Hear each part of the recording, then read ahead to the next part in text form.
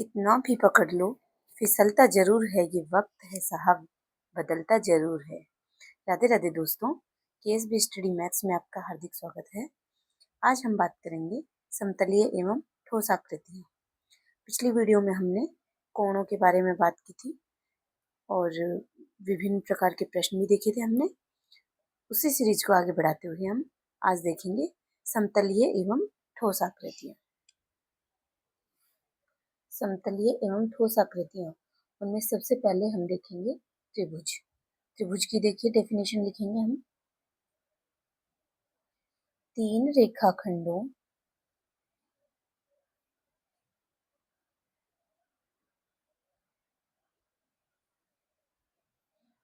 से घिरी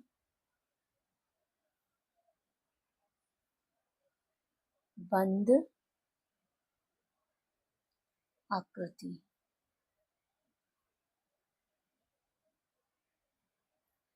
तीन रेखाखंडों से घिरी बंद आकृति को त्रिभुज कहते हैं। को त्रिभुज कहते हैं।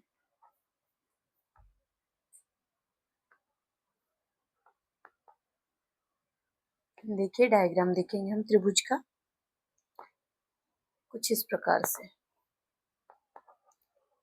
ये त्रिभुज मान लीजिए ए बी सी, ये होता है त्रिभुज का डायग्राम।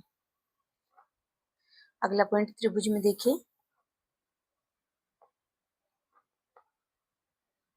त्रिभुज में कुल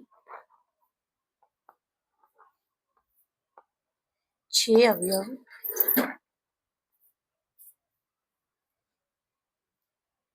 देखिए 6 अवयव क्या होते हैं? 3 तो भुजा होंगी, 1 2 और ये 3 भुजा,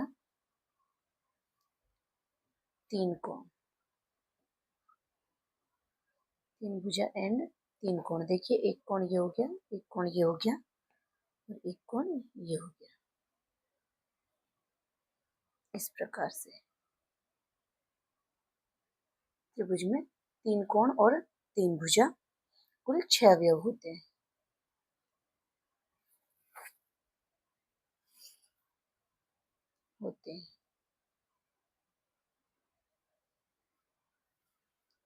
नेक्स्ट पॉइंट, किसी त्रिभुज के निर्माण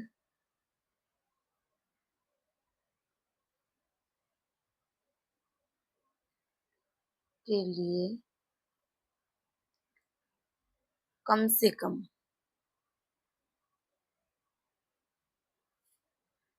3 अवयव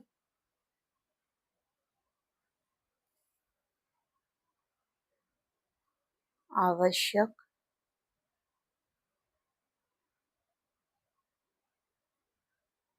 हैं।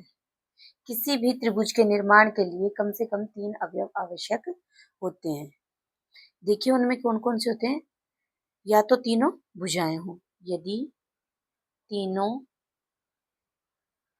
भुजाएं हों तो त्रिभुज का निर्माण कर सकते हैं, या फिर 2 भुजाएं हों और उनके मध्य का कोण हो। 2 भुजाएं एवं उनके मध्य का कोण हो, तब भी हम त्रिभुज का निर्माण कर सकते हैं। या फिर 2 कोण हो एवं कोई एक भुजा हो।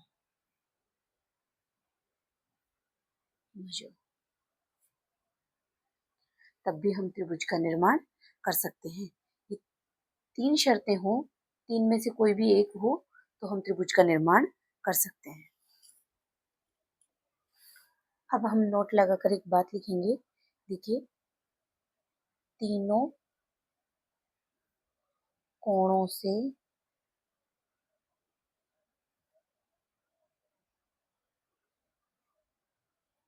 त्रिभुज तीनों कोणों से त्रिभुज का निर्माण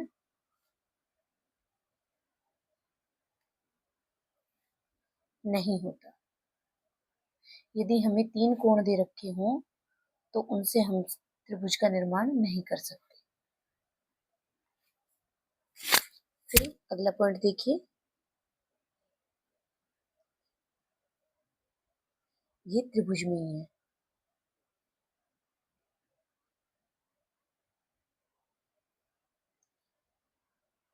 त्रिभुज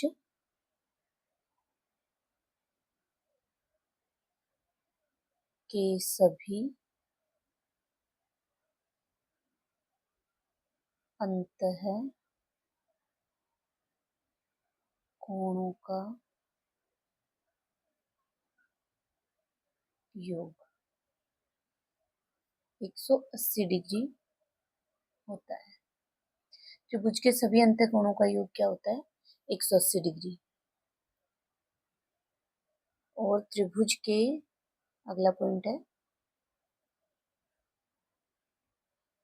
सभी बहिष्कोणों का योग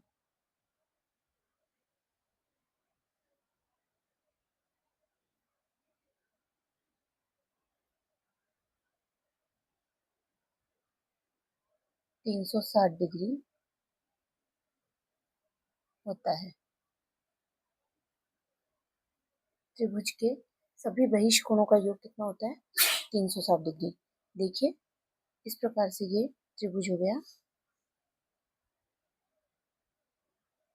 प्रत्येक भुजा को इस प्रकार से बढ़ाएंगे हम। ये इस प्रकार से बढ़ेगी और ये इस प्रकार से बढ़ेगी। तो ये बाह्य कोण एक तो ये बन रहा है, इधर ये बन रहा है और इधर ये बन रहा है। ये मान लीजिए कोण ए है, ये बी है और ये सी है। तो बहिष्कोण कौन से हो गए? ये कोण ए प्लस कोण बी प्लस कोण सी, इनका योग कितना होगा? 360 डिग्री। इस प्रकार से अगला बिंदु देखिए, त्रिभुज की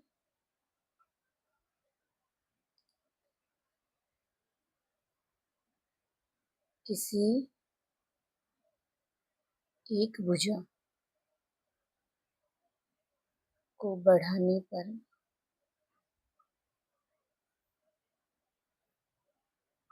बनने वाला बहिष्कोण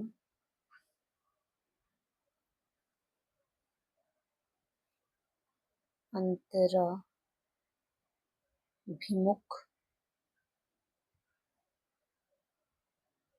अंतः कोणों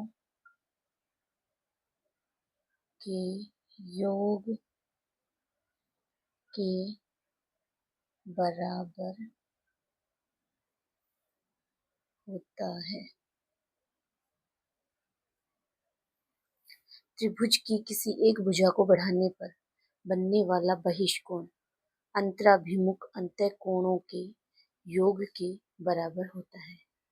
देखिए कुछ इस प्रकार से हम ये डायग्राम बनाएंगे।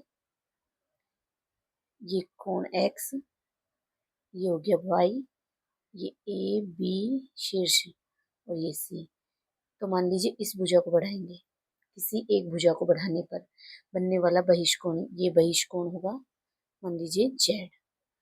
अंतराभिमुख अंतः कोणों के, अंतराभिमुख ये हो गए दोनों अंतः कोणों के योग के बराबर। तो z जो है वो बराबर होगा x प्लस वाई। ये इस प्रकार से कंप्लीट होता है। अगला पॉइंट, त्रिभुज में त्रिभुज की किन्हीं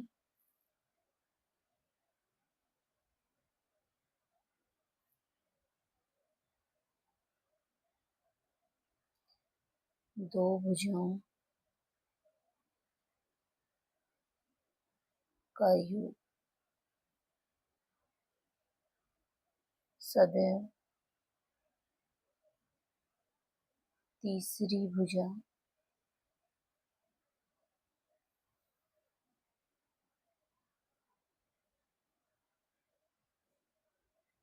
से अधिक होता है।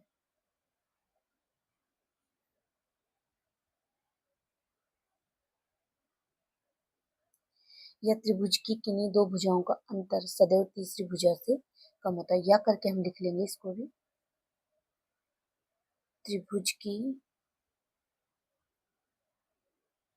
किन्हीं दो भुजाओं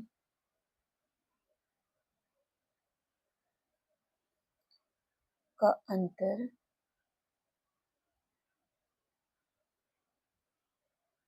सदैव तीसरी भुजा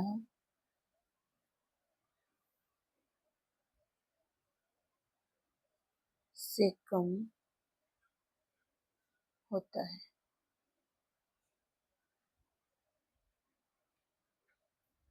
अगला पॉइंट, यदि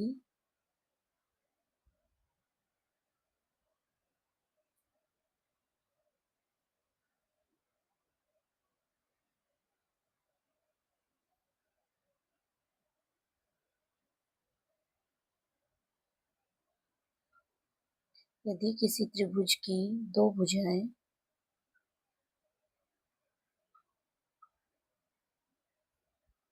समान हैं तो उनके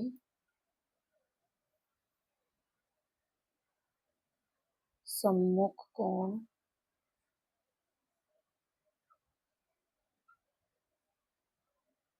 भी समान होंगे। यदि किसी त्रिभुज की दो भुजाएं समान हैं तो उनके सम्मुख कोण भी समान होंगे।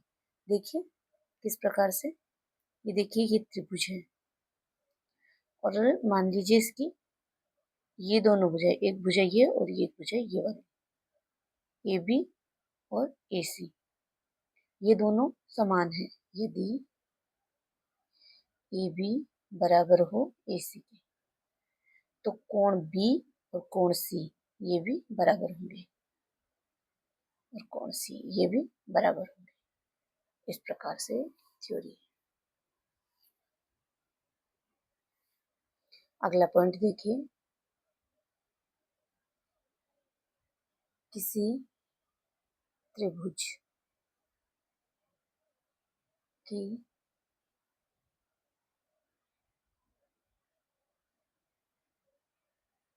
बड़ी